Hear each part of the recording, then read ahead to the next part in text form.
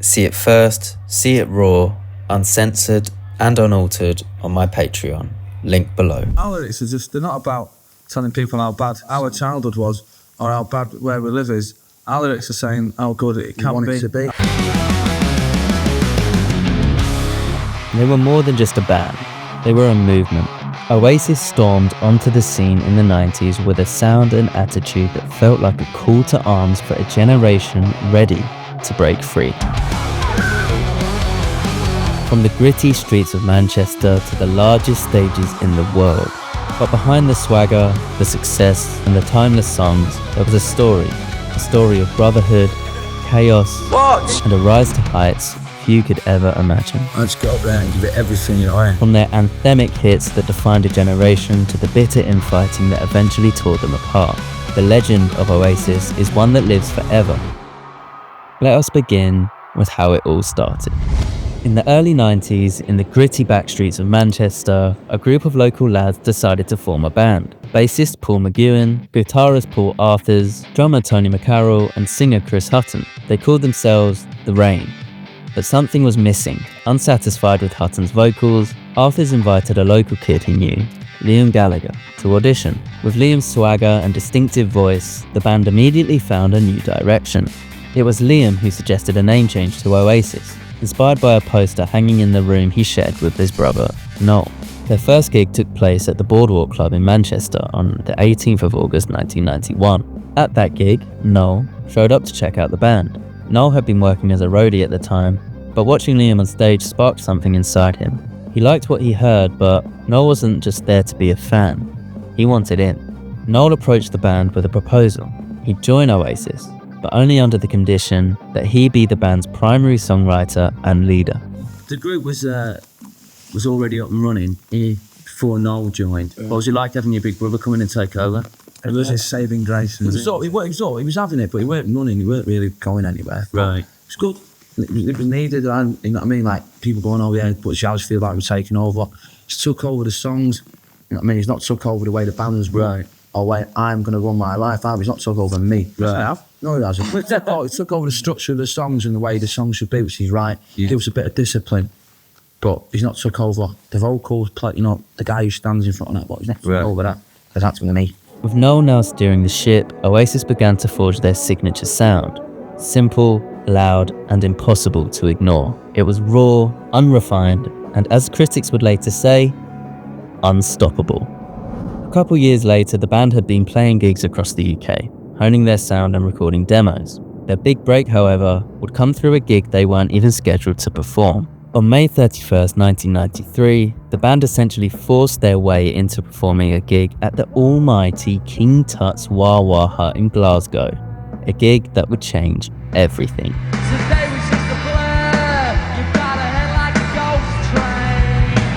Alan McGee, co-owner of Creation Records, was there to see another band, but Oasis's raw energy caught him off guard. They came on stage and they played one song and it was great, but I was drunk and I was drugged and I thought, oh, it's probably because I'm drinking and taking drugs. And then they played two and I thought, God, this is really good. And then the third one, it was like, I'm going to do it. He was so impressed that by the end of the night, McGee offered them a record deal on the spot. It took a few months for the paperwork to go through, but by signing with Creation, Oasis had taken their first major step towards global stardom. Come from Manchester, in England, from the planet Earth. Signed to Creation Records. We have one single out called Supersonic.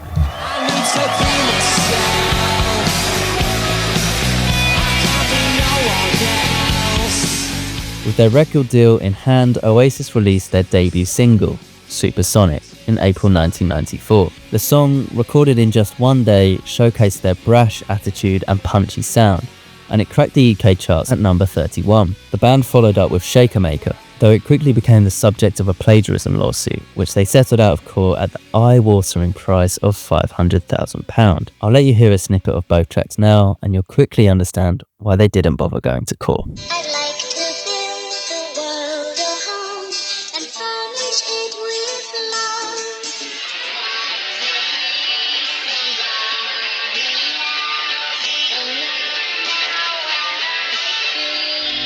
Moving on swiftly, August 1994 marked the release of Definitely Maybe, their debut album. It smashed records, becoming the fastest selling debut album in UK history, selling 86,000 copies in the first week and entering the UK albums chart at number 1. The world was beginning to see what Oasis had always believed, that they were destined for greatness. Behind the scenes, however, the band's lifestyle was starting to spiral out of control.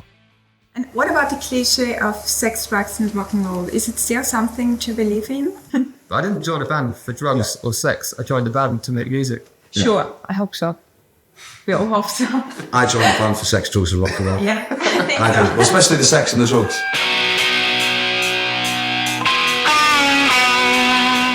The relentless touring schedule combined with heavy drinking and drug use began to take its toll. The breaking point came during a gig in Los Angeles in September 1994, where Liam's erratic behaviour and offensive remarks towards the American audience led to a disastrous performance. Tensions flared and Liam even hit Noel with a tambourine mid-show. Frustrated and exhausted, Noel quit the band and fled to San Francisco.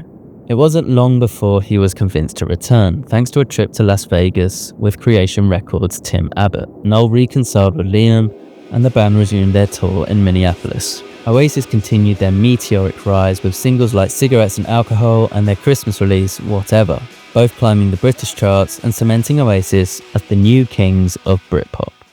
Did you ever think it was going to get this big? Be a liar if I said yeah. Liam would probably say, I thought it was going to be bigger than that. But I didn't think it was going to get this big. Anyone that said that they did believe that's a liar. Let's rewind to the 1980s. Margaret Thatcher was in power, MTV was revolutionising music, and Noel Gallagher was stuck in a dead-end job for a Manchester construction firm, doing heavy, back-breaking work, but then fate stepped in. After a freak accident left his foot crushed by a pipe, Noel found himself assigned to a less strenuous role in the storeroom. With more time on his hands after the injury, Noel began experimenting with melodies and chord progressions. One night while listening to his favourite classic rock albums, inspiration struck. He started working on a new idea, eventually landing on a melody and a line.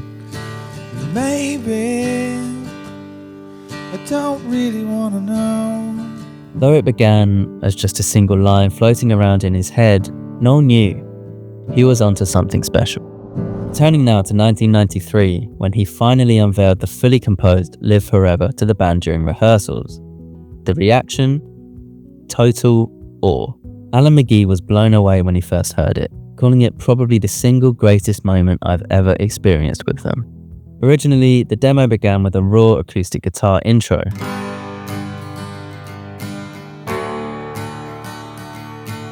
But the intro was soon scrapped to be replaced with McCarroll's drum beat.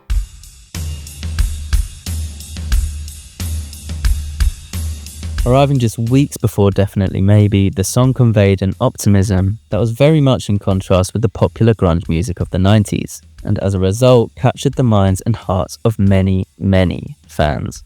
By the end of 1996, Oasis was at the height of their popularity, both critically and commercially. What's the Story Morning Glory had solidified their status as one of the biggest bands in the world. Their concerts drew record-breaking crowds, their songs dominated the charts, and their feuds, both internal and with rival bands, kept them in the headlines.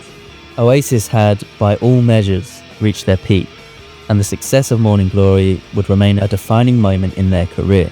However, the pressures of fame and the internal dynamics of the band would soon begin to test the limits of their success. Yeah, I was never going to split up. But, see, I can never leave Oasis. I am Oasis, you know what I mean? And I don't think Oasis will ever leave me, so it's all paper talk, isn't it?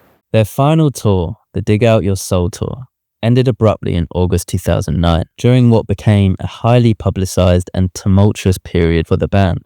The band was set to perform at the Rock en Seine Festival in Paris on 28th of August 2009. However, Block Party's frontman announced mid-performance that Oasis would not be appearing. You just told me some very interesting news. Je suis très désolé, mais Oasis ne marche pas. Oh, Oasis are cancelled.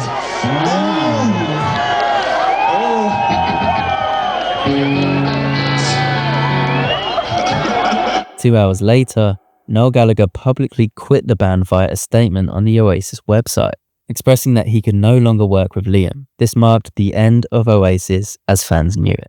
After the split, Liam and the remaining members of Oasis, including Jem Archer and Andy Bell, continued to make music under the new band name BDI. They released 2 albums before disbanding in 2014. Liam then embarked on a solo career, releasing 3 successful albums. Meanwhile, Noel formed Noel Gallagher's High Flying Birds, releasing 4 studio albums. Other members like Paul Arthurs and Andy Bell also pursued their own projects, with Bell notably reuniting with his former band Riot. In 2010, despite the split, Oasis was awarded with the Best British Album of the last 30 years for their classic album. What's the story, Morning Glory, Oasis? Liam collected the award alone, controversially omitting any thanks to Noel and throwing the award into the crowd during his speech. I want to thank Bonehead Quiggs, Alan White, the best fans in the world, live forever.